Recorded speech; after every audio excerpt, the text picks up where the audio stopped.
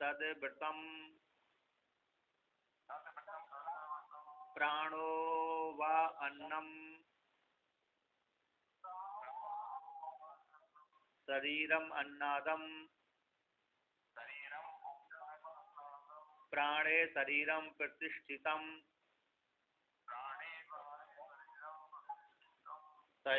शरीर है प्राण प्रतिष्ठितः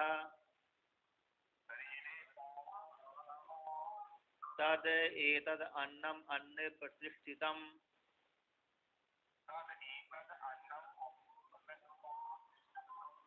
स या एतद अन्नम अन्य प्रतिष्ठितम वेद प्रतिष्ठति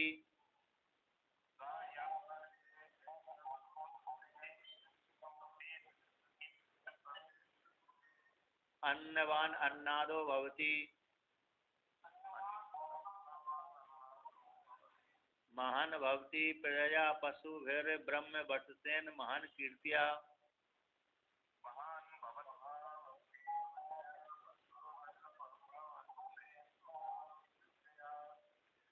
तो कहते हैं जो कोई उपासना करता है ऐसे उपासक के लिए व्रत है कि अन्नम न निंद्यात, अन्न की निंदा नहीं करना चाहिए। तद्व्रतम उस उपासक का है व्रत है, नियम है।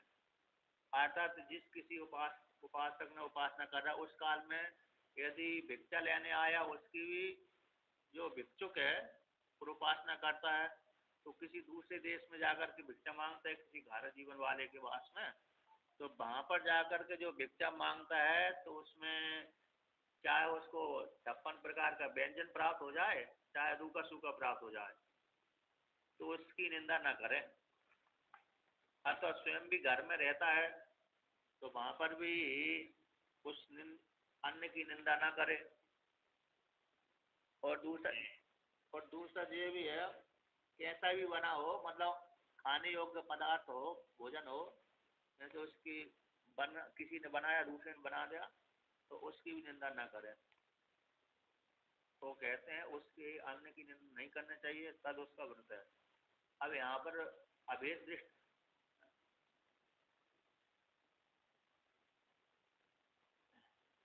पत्नी पत्नी भी है और जो भी है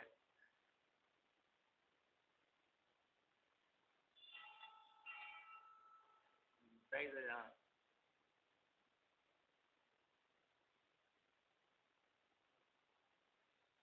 नहीं, आश्रमों में कोई गति नहीं है, जो बनेगा वही खाना पड़ेगी। घर में अकेली गति है क्या नहीं, वहाँ तो अपनी मर्जी से खा सकते हैं। आश्रमों में तो सरकारी रहता है।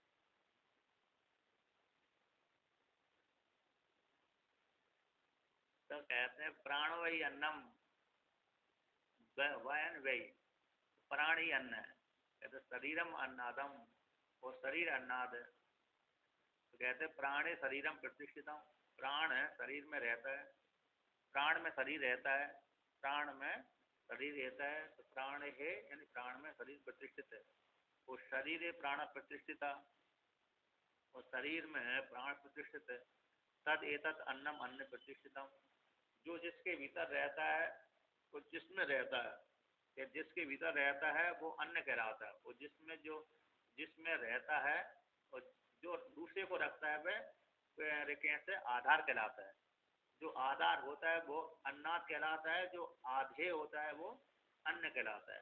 तो एक पक्ष में शरीर आधार है प्राण का, इसलिए शरीर आधार अरे अन्नाद हो गया और प्राण अन्न हो गया। और एक पक्ष में प्राण आधार हो गया और शरीर आधे हो गया, तो इसलिए तो प्राण कैसा हो गया, अन्नाद हो गया, और शरीर आधे अन्न हो गया।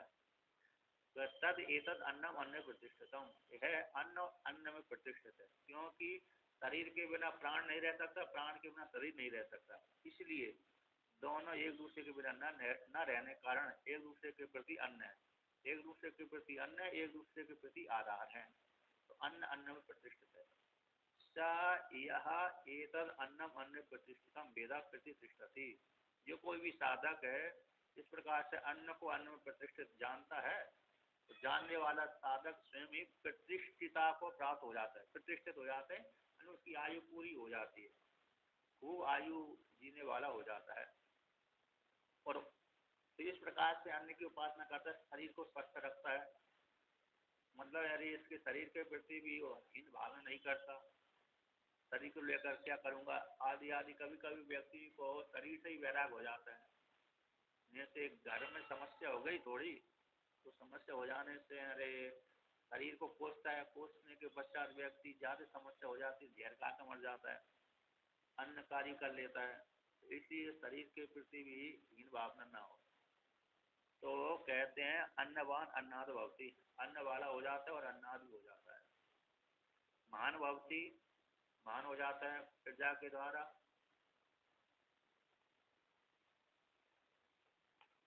करते हैं ना। तो महान भक्ति प्रजा, प्रजा के द्वारा, पशु के द्वारा और ब्रह्म है ना तेज वेद के द्वारा और महान के द्वारा। अच्छा आवाज नहीं आ रही? हाँ अब आ रही है।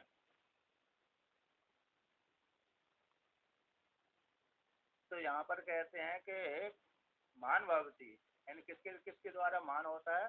प्रजा पशु और वेद के द्वारा महान हो जाता है और कीर्ति के द्वारा महान हो जाता है। इस प्रकार से श्रुति ने वर्णन किया। अब भगवान भास्कर इसका अर्थ करते हैं।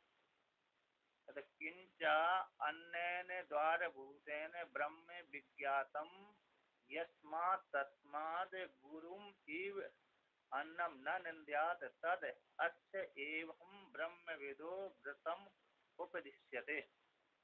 कहते हैं किंच और अन्न द्वारभूतन, जैसे द्वार किसका द्वार है कि ब्रह्म की प्राप्ति का द्वारभूत अन्न है, शरीर भी है और अन्न भी है। भोजन नहीं करेगा तब भी समस्या है और शरीर नहीं रहेगा तब भी समस्या है। कहते हैं इस द्वारभूत अन्न के द्वारा ब्रह्म विज्ञातवान, ब्रह्म को जान लिया जाता है।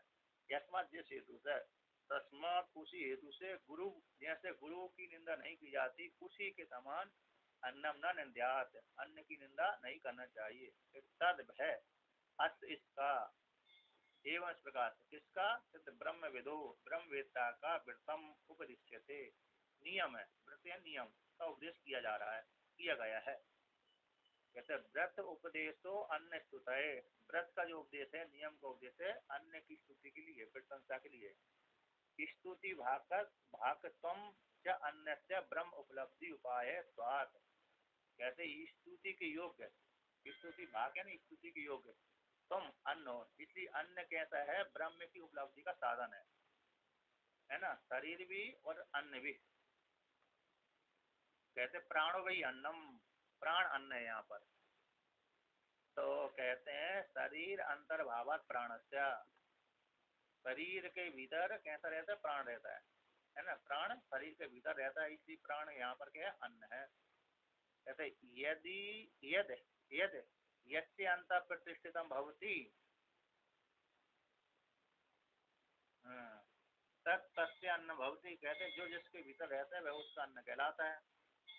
तो शरीरे प्राण प्रतिष्ठितः से तस्मात् प्राणो अन्नम शरीरम अन्नादम, इसलिए शरीर के भीतर प्राण प्रतिष्ठित रहता है, इसलिए तस्मात् उसी हेतु से प्राण अन्न है और शरीर कैसा? अन्नाद कहलाता है।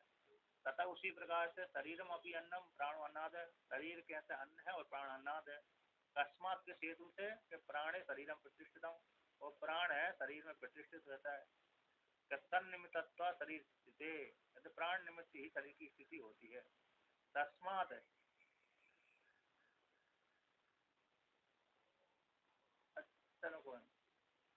कहते हैं इस प्रकार से एतद उभयम, ये दोनों कैसे है? अन्न और अन्नाद है, प्राण और शरीर दोनों अन्न और अन्नाद है। एन इस हेतु से अन्योन्यस्मिन् प्रतिष्ठितम, एक दूसरे में प्रतिष्ठित होने कारण तेन इस हेतु से अन्न कहलाते हैं।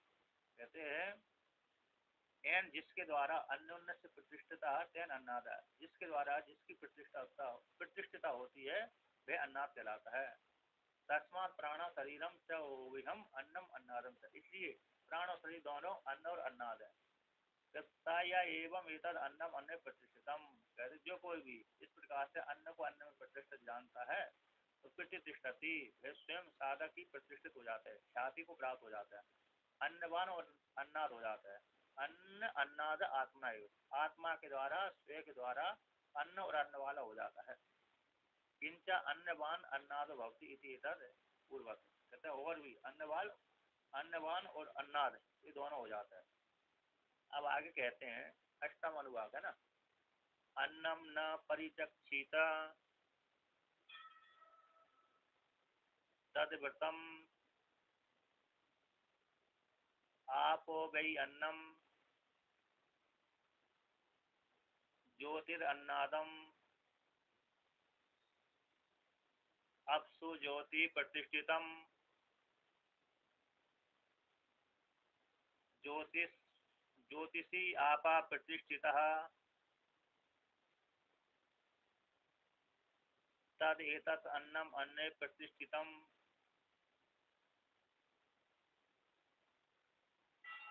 स य एतत् अन्नम अन्ने प्रतिष्ठितम वेद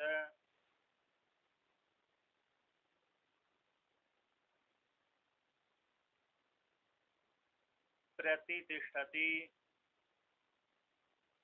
अन्नवान अन्नादो भवति महान भवति प्रजया पशुभिर ब्रह्म वर्चसेन महान कीर्त्या।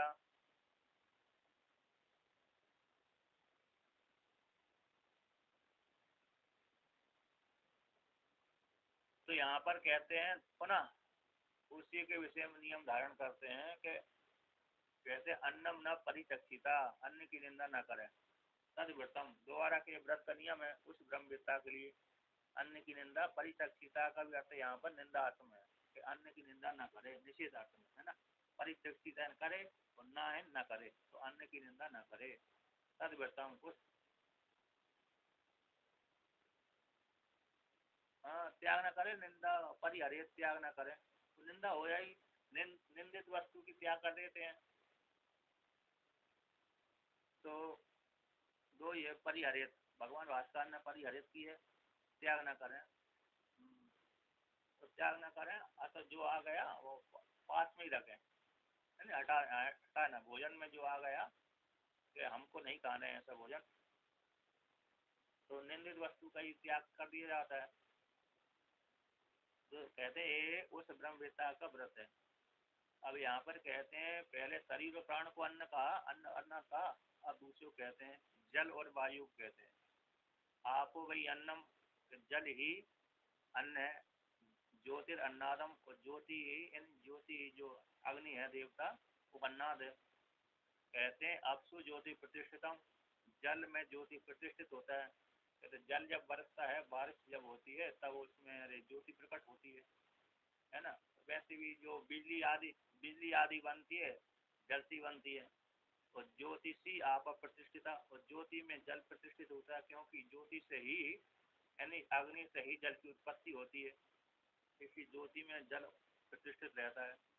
तद एतत् अन्नम अन्न प्रतिष्ठितम है, इस प्रकार से जल में ज्योति प्रतिष्ठित है, ज्योति में जल प्रतिष्ठित है, इस प्रकार से अन्न अन्न में प्रतिष्ठित है। स या एतत् अन्नम अन्न प्रतिष्ठितम वेद प्रतिष्ठति, जो कोई भी साधक इस अन्न को अन्न में प्रतिष्ठित मानता है, जानता है, उपासना करता है, तो साधक की भी प्रतिष्ठिता हो जाती है, साधक भी प्रतिष्ठित हो जाता है। आता जिस स्थान पर रहता है उस स्थान में उसकी ख्याति फैल जाती है।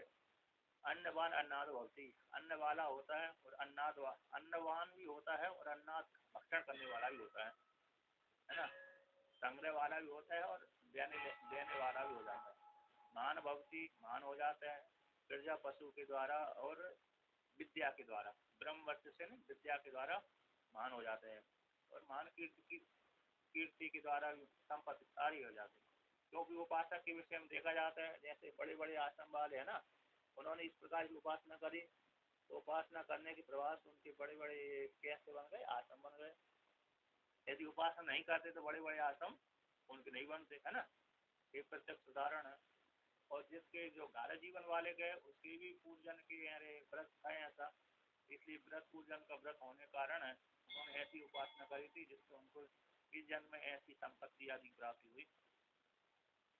अब यहाँ पर पुनः भगवान भास्कर व्याख्यान करते हैं, कहते हैं अन्नम न परिचक्षिता, अन्य की निंदा नहीं करने, त्याग न करे, न च परिहरित, उसका त्याग, परि चारों तरफ से हरित, हरण करना चाहिए, तो कहते न हरित, हरण नहीं करना चाहिए। तो यहाँ पर न च परिहरित, टिप्पणी कार ने इसका न परिहरित का ही निंदा करे, न निंदा, निंदा न करे, है ना। टिप्पणी कार ने इसका भी उसका हरित का अर्थ ही निंदा कर दिया। तो न परिचक्षित है, न परिहरित ने, न निंदा करे, न त्याग करे।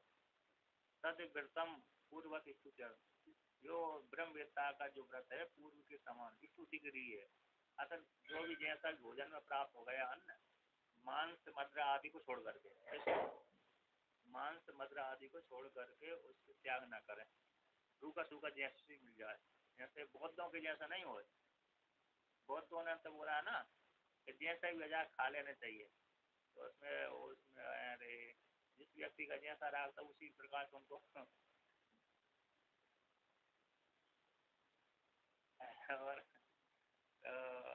गौतम बुद्ध राजा के पुत्र थे, और राजा के पुत्र होने से उनको उसकी आदत थी मांस की।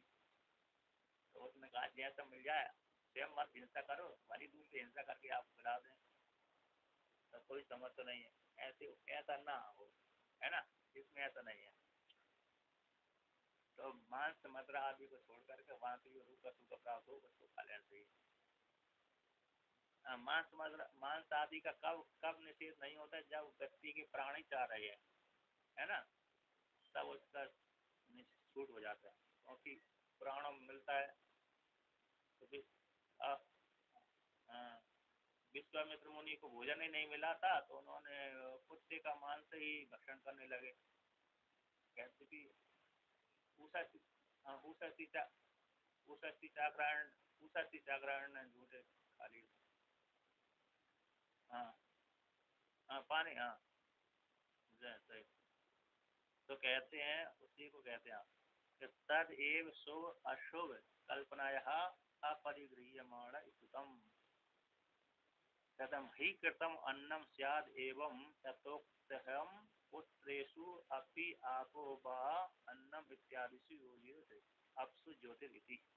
तो कहते हैं तद भय ही शुभ अशुभ कल्पना के द्वारा, ये शुभ अन्न है या शुभ है ना, इसकी कल्पना के द्वारा परिगृह्यमाणम इति, मतलब कहते हैं इस प्रकार से जो अब ऐसे शुभ भय शुभ अशुभ कल्पना के द्वारा उसका त्याग न करें। अब परिगृह माने कल्याण, न परिगृह अपरिगृहित परिहरित, हरण न करें। ये शुभ है इसको ग्रहण करना चाहिए, ये अशुभ है इसको ग्रहण नहीं करना चाहिए।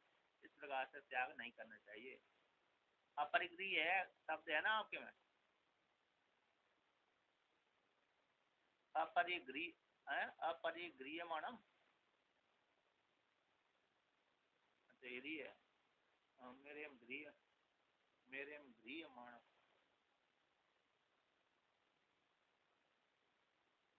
अच्छा, मेरी पुस्तक में गृह है, गरी गृह गृह, तो मतलब इसका है परिहरणना है ना, जैसा भी है मतलब सूखा सूखा जैसे भी है उसको ग्रहण कर ले, त्याग न करे, ये स्तुति है उसकी।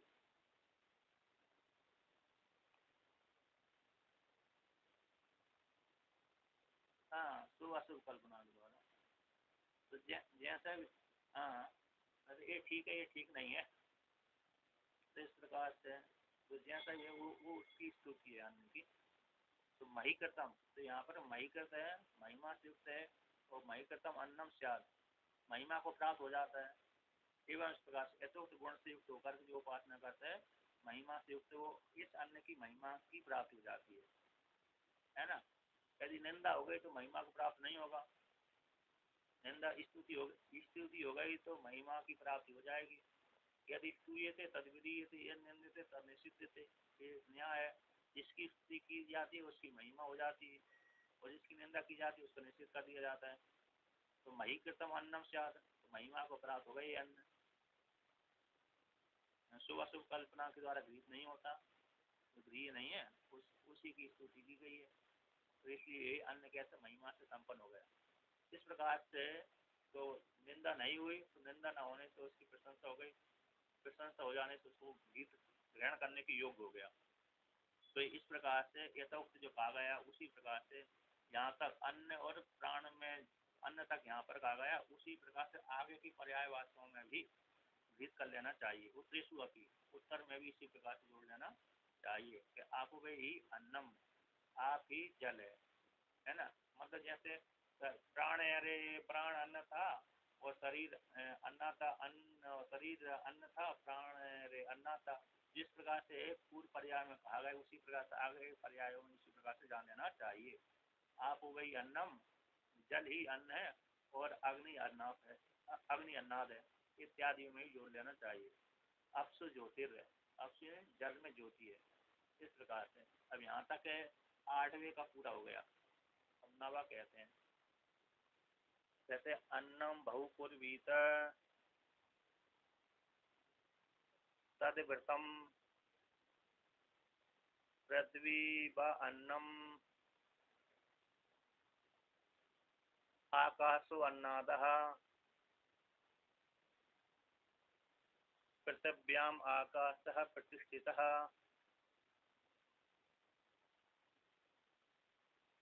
आकाशे पृथ्वी प्रतिष्ठितः तद एतत् अन्नम अन्ने प्रतिष्ठितम्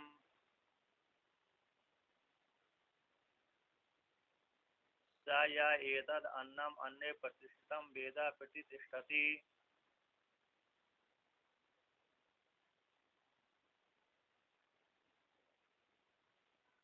अन्नवान अन्नादो भवति महान भवति प्रजया पशुभिर ब्रह्म वर्चसेन महान कीर्त्या।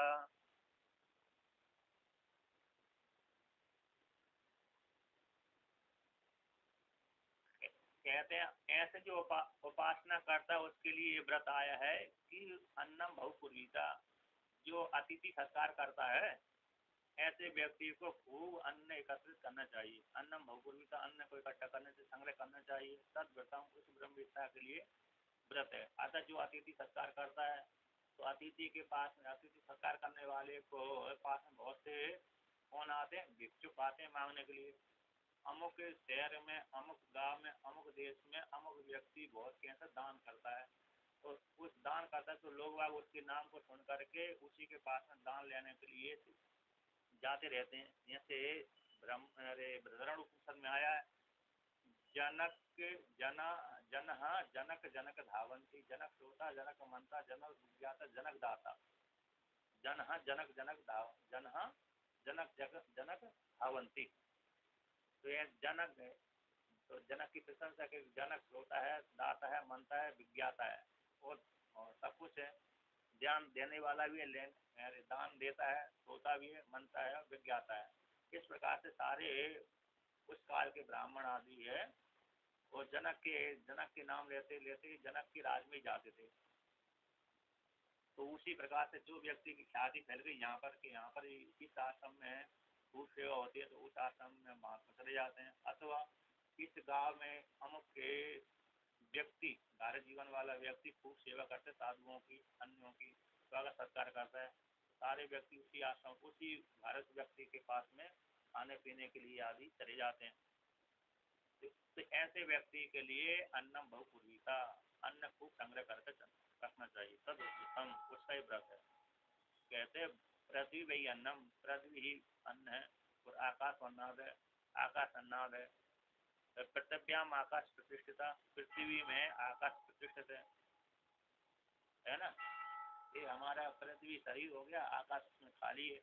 हमारा जो शरीर कैसा होगा, पृथ्वी है ना, और पृथ्वी शरीर हो गया, उसके भीतर खाली जगह आकाश उसमें प्रतिष्ठित है। तो आकाश से पृथ्वी प्रतिष्ठिता और आकाश में पृथ्वी प्रतिष्ठित है। यदि आकाश से अवकाश ना दे तो पृथ्वी नहीं चल सकती, तो आकाश में पृथ्वी प्रतिष्ठित है। तो एतद अन्नम अन्न प्रतिष्ठितम, ऐसी पृथ्वी अन्न हो जाती है, आकाश अन्नाद, और आकाश अन्न होता है, पृथ्वी अन्नाद हो जाती है।